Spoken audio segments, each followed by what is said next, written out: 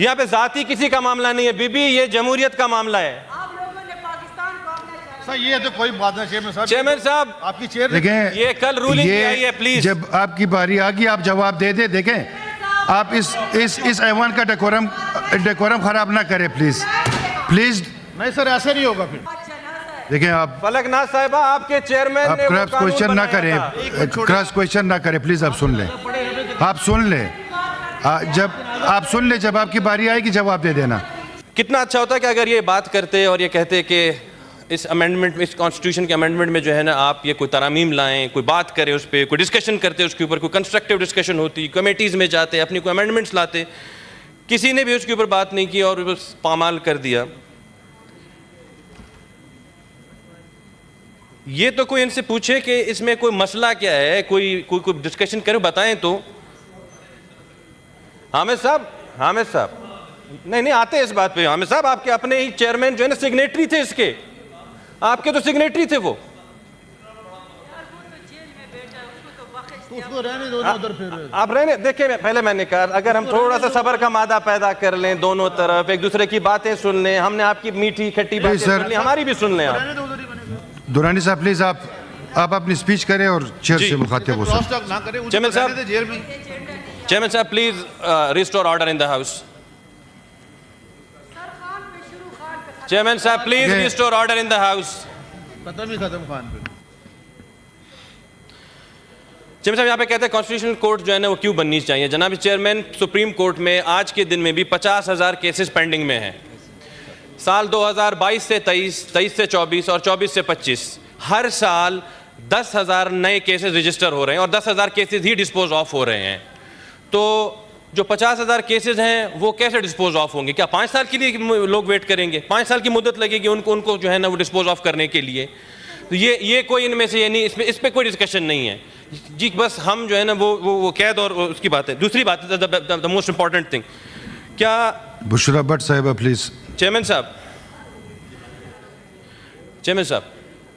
हम हमेशा first world countries की मिसाल देते हैं, वहाँ पे हम उनकी बातें करते हैं।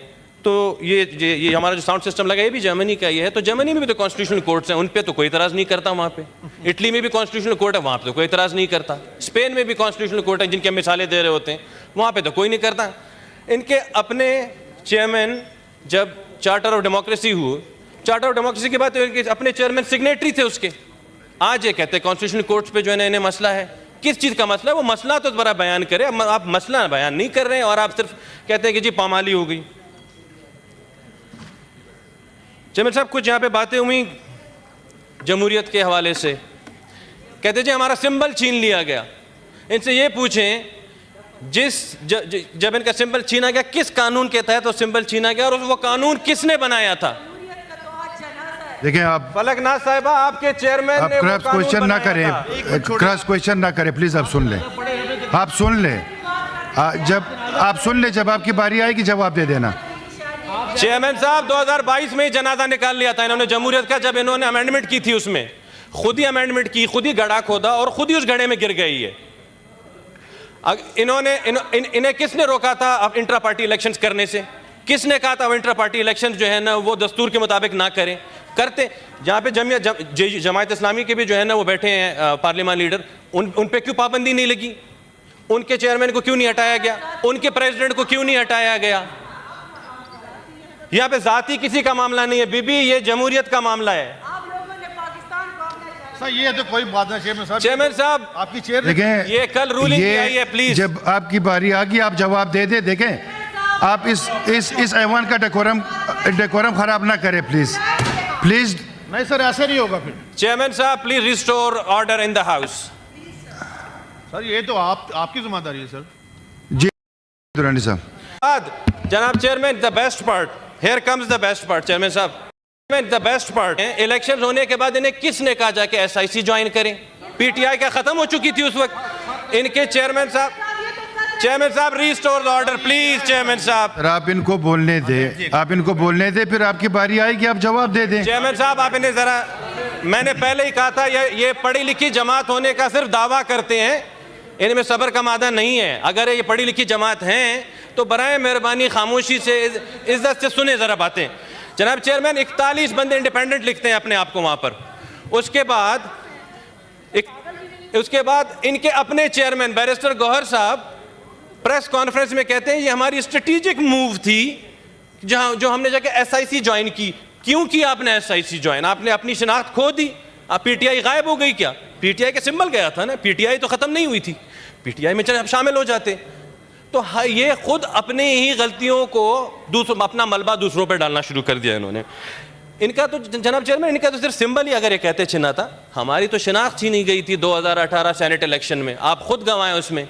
आप खुद 2018 में जब आए थे, जब मियां नवाज शरीफ को डिपोज कर दिया गया तो पीएमएलएन को तो उन्होंने कहा जी आप पीएमएलएन के मेंबर ही नहीं हो सकते, आप लिख ही नहीं सकते वहां पे। हम तो किसी के पास शिकायत लेके नहीं गए, हम तो कभी नहीं रोए। हमने जाके इलेक्शन कमीशन को ये तो नहीं कहा आपने हमारी शिनाख्त हमसे छीन ली। हम इलेक्शन लड़े, कामयाब हुए, इस हाउस के मेंबर बन गए हम।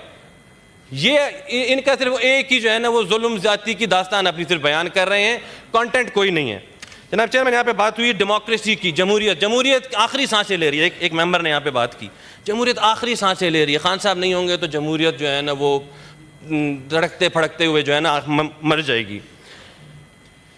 यहाँ पर हमारे जो है ना ये इंफॉर्मेशन मिनिस्टर साहब बैठे हुए हैं, हमारे बहुत सारे जो है ना सीनियर मेंबरान हैं, परवेज़ रशीद साहब बैठे हुए हैं, ये तायद भी करेंगे। 2002 में जब रेफरेंडम हुआ था मुशर्रफ साहब का, मुशर्रफ साहब को एक डिक्टेटर को किसने वोट दिया था? पोलिंग एजेंट इमरान खान साहब ने, वो उनके पोलिंग एजेंट थे, उन्होंने वोट दिया एक डिक्टेटर को। जनाब चेयरमैन, मुशर्रफ साहब का एक इंटरव्यू है, आज भी मौजूद है, जिसमें कहते हैं कि इमरान खान मेरे पास आए, उन्होंने कहा आप मुझे 100 मेंबर्स दे दे, मैं प्राइम मिनिस्टर बनूंगा। वो एक डिक्टेटरशिप में, एक डिक्टेटर हुकूमत के सामने उनका प्राइम मिनिस्टर बनने को तैयार थे। आज ये हमें डेमोक्रेसी सिखाएंगे? आज ये जमहूरियत के दावेदार बने हुए हैं यहाँ पे, ये अलंबरदार बने हुए डेमोक्रेसी के। 2018 में क्या हुआ था? आरटीएस किसने बैठाया था? किसने कहा था जो है ना वो आर्मी चीफ जो है ना वो कल यहाँ पे किसी ने बात की कि जी ज़िया-उल-हक साहब जो है ना वो किसके बाप थे? किसने कहा था अपने जलसे में कि आर्मी चीफ जो है वो हुकूमत का जो वो कौम का बाप है? ये हमें खुदा के लिए आप जमहूरियत जो है ना सिखाएं, आप हमें ना बताएं। जनाब चेयरमैन, आप खुद गवाह हैं, 52 मिनट में 52 बिल इसी हाउस से पास हुए थे। कहाँ गई डेमोक्रेसी उस वक्त? 52 बिल, आपको याद होगा।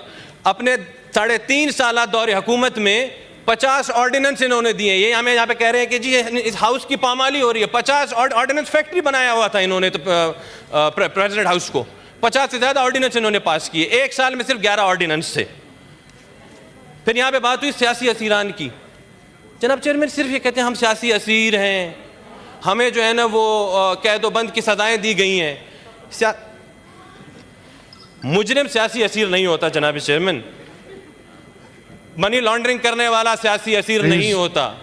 आप सुने तकरीर के जी, प्लीज। मुल्क के खिलाफ बगावत करने वाले सियासी असीर नहीं होते। इंफॉर्मेशन मिनिस्टर साहब यहाँ पे बैठे हुए हैं, पूछें इनसे ख्वाजा आसिफ किस केस में उन्हें अंदर किया था? आज तक कोई प्रूफ कर सके? हम पेशियों पे जाते रहे। ख्वाजा साद रफीक किस लिए उन्हें अंदर किया गया था? क्यों उनको झूठे मुकदमात बनाए गए थे? मर्द और ख्वाजा सनाउल्लाह, राना सनाउल्लाह के लिए जनाब चेयरमैन स्टैंडिंग ऑर्डर्स थी कि उनके जो सेल था उस सेल में, मिनिस्टर फॉर इंफॉर्मेशन इस चीज की तायद भी करेंगे, राना सनाउल्लाह की। ये देखे फिर शुरू हो गए जनाब चेयरमैन, आदत से मजबूर हैं। आप अपने चेयर से स्पीच करिए, चेयर को। जनाब चेयरमैन, राना सनाउल्लाह के लिए स्टैंडिंग ऑर्डर था कि उनके फर्श पे चीनी गिराया जाए ताकि वहां पे चींटियां और कीड़े मकोड़े हैं और उनको ये अजियत दे सकें। ये कैसा सियासी असीर है जिसको 8 कमरे दिए गए हैं? ये कैसा सियासी असीर है? मुझे तो नहीं पता। मिनिस्टर तारड़ साहब, ये मुझे बताएं, ये कौन सा असीर है जो जिसको 8 कमरे दिए जाते हैं? कौन सा असीर है जिसको 8 मुशक्कती दिए जाते हैं? किस असीर को देसी मुर्गी और शहद जो है ना सुबह सुबह नाश्ते में, और जिम भी दिया जाता है और लाइब्रेरी भी दी जाती है? किस असीर को जो है ना दिए गए हैं, मुझे बताएं। आज तक मसरूर साहब भी कैद-ओ-बंद में रहे हैं, चेयरमैन साहब भी कैद-ओ-बंद में। मोहसिन अजीज साहब प्लीज, मोहसिन अजीज साहब प्लीज। ये वो स्पीच हो रही है, पॉइंट ऑफ ऑर्डर। आप वो स्पीच कर रहे हैं, जब वो हो जाए उसके बाद प्लीज आप बैठे। फौजिया अरशद साहिबा, आप बैठे। फौजिया अरशद साहिबा, जब आपकी बारी आएगी आप बात कर ले। सर ऐसा जी आगा साहब, तो म्युनिसिपल कॉर्पोरेशन में नहीं होता। जी आगा साहब प्लीज सर। चुप कराएं सर। प्लीज सर, खलील साहब आप जनाब बैठे, चेयरमैन, यहाँ बात हुई अगर खान आप बैठे खलील नहीं, साहब, आप रूलिंग तो दें। आप ये तो आप बैठे प्लीज, कॉर्पोरेशन में नहीं होता जिसको आप आप बैठे कर रहे हैं। प्लीज, आप बैठे। जनाब chairman please restore order in the house. जनाब चेयरमैन, यहाँ पे कहा गया इमरान खान साहब को अगर रिहा नहीं किया गया, एक शख्स ने कहा यहाँ पे, तो ये मुल्क बर्बाद हो जाएगा। उन्होंने कहा जी बलूचिस्तान में और केपी में हालात बड़े ख़राब हैं, बिल्कुल ख़राब है वहाँ पे, लेकिन किसकी वजह से ख़राब है जनाब चेयरमैन? 2018 तक खैबर से लेकर, सर ये क्या बात है, यहाँ बैठ जाओ। जनाब चेयरमैन इनको या तो कहिए मुझे बैठा दो। इन्हीं को ही बोलने दे फिर। बोले आप, बोले बोले आप। जनाब चेयरमैन 2018 तक खैबर से लेके कराची तक अमन हो गया था, फिर क्या हुआ ऐसा? फिर क्या हुआ? कहाँ पे टी फैंटास्टिक था? किसने 4000 तालिबान जो है ना अपने जेल से निकाले? कहाँ से ये दहशतगर्दी वापस आई?